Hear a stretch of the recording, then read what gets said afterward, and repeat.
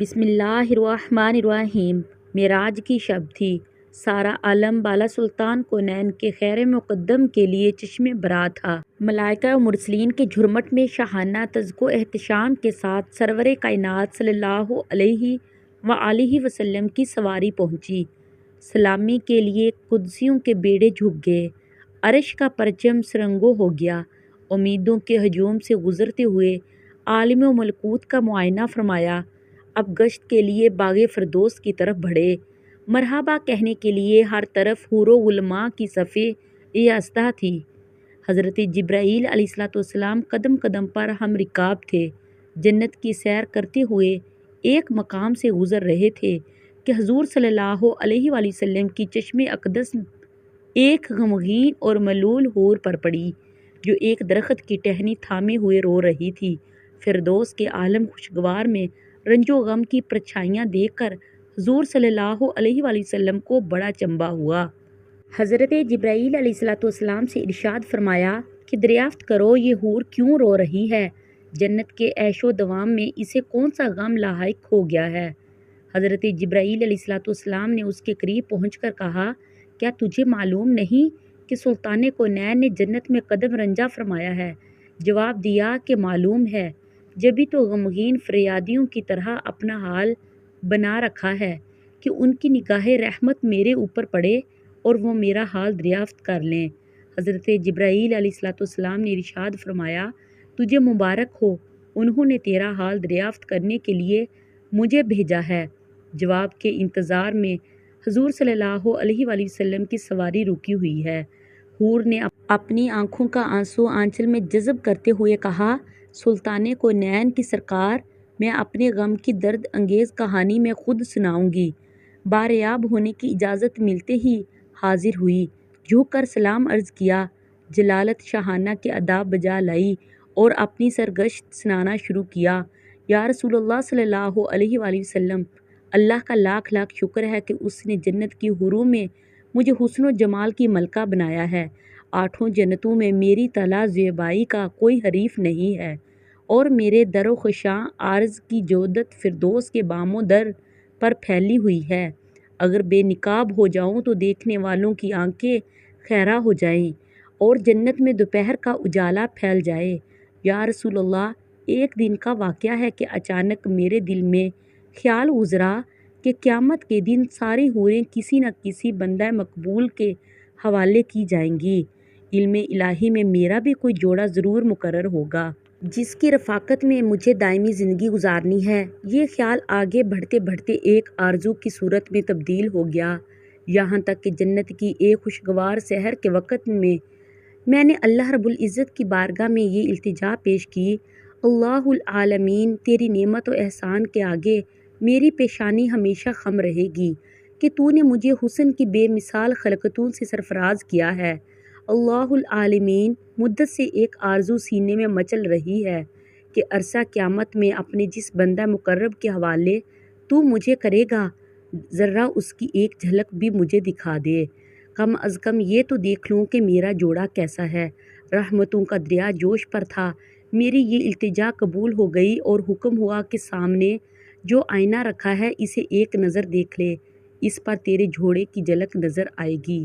یا رسول اللہ، میں ارمان و شوق میں ڈوبی ہوئی آئینے کی طرف بڑھی، میرے قدم خوشی سے زمین پر نہیں پڑ رہے تھے کہ آج عالم جاوید کے محبوب ترین ساتھی کو دیکھنے جا رہی تھی۔ میری آنکھوں کے پیمانے سے جلووں کی شراب ٹپک رہی تھی۔ جھومتی مچلتی میں آئینے کے سامنے پہنچی، یوں ہی نگاہ اٹھائی، دل پر ایک بجلی گری اور آرزوؤں کا سارا خرمن جل گیا۔